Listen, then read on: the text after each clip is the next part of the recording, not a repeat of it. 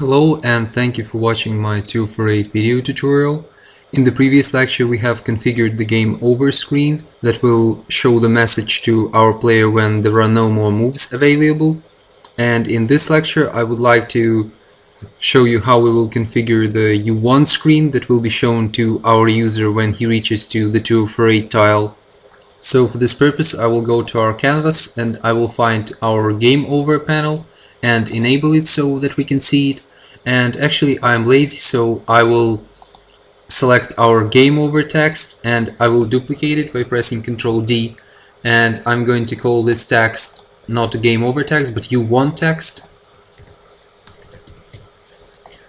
And currently it says game over, but I would like to change it to say U1 and 3 exclamation marks. And right now our text overlay and it's kind of ugly, so for now I will disable this U1 text by deselecting this check mark. So now I'm satisfied with it. I'm going to go to our game over panel and disable it, and now I can go to MonoDevelop, and currently we have this field public text game over text, but we are actually not using it, and I would like to change it to be a game object so that we can access this check mark that was here in the corner. And I'm going to create another public property that will be public also game object U1 text. So even our UI texts, images and everything, they are just game objects, so we can disable them and enable them in hierarchy. And I will go and create another method right here near our game over method. I will call this private void U1 .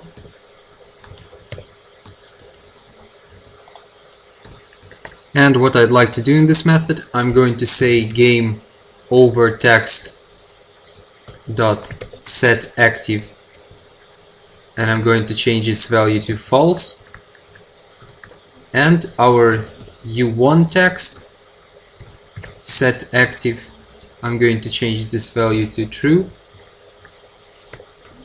And then I'm going to enable the whole panel that shows our message, so game over panel set active, and I will set it to true. So while we play, our game over text on the panel is active and we want to disable it, and instead of that text we want to show our U1 text. And once we change the text that we are going to show, we're going to show the whole game over panel, and it will now say U1 and your score is something something. And also I can copy this line to change the score that will be shown on the U1 screen. So I'll hit Ctrl C, and right before we enable our panel I hit Ctrl V.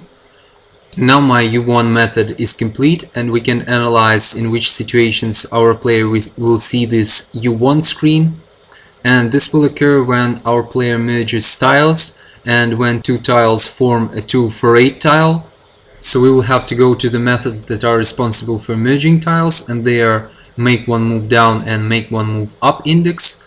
Here is the merge block that is responsible for merges, and right after we have updated our score, I will insert one more check. So I will check if line of tiles with the index I, so this is the merged tile that already has updated its number value, so I will access its number property, and if this is equal to 248, then we can call U1 method.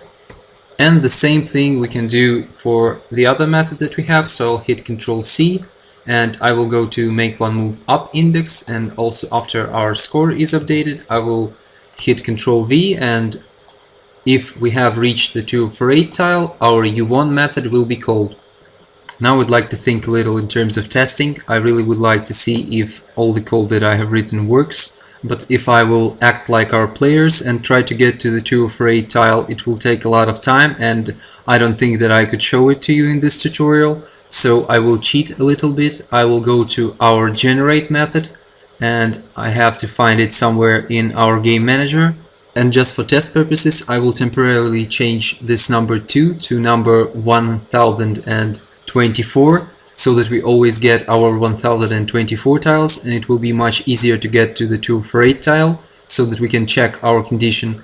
And once we have checked it, we can go back to this statement and we can change it back to 2. So I will go to File and hit Save.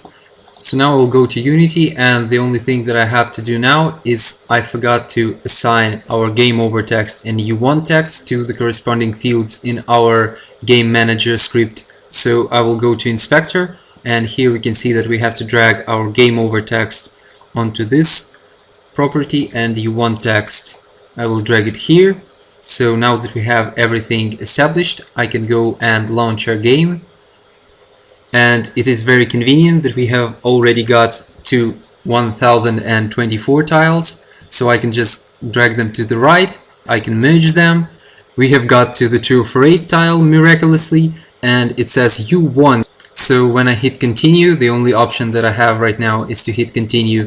It will start a new game for me with new 1024 tiles, and I won once again. So that's it. And now we don't have to forget to go to our game manager, and we can change this back to say 2.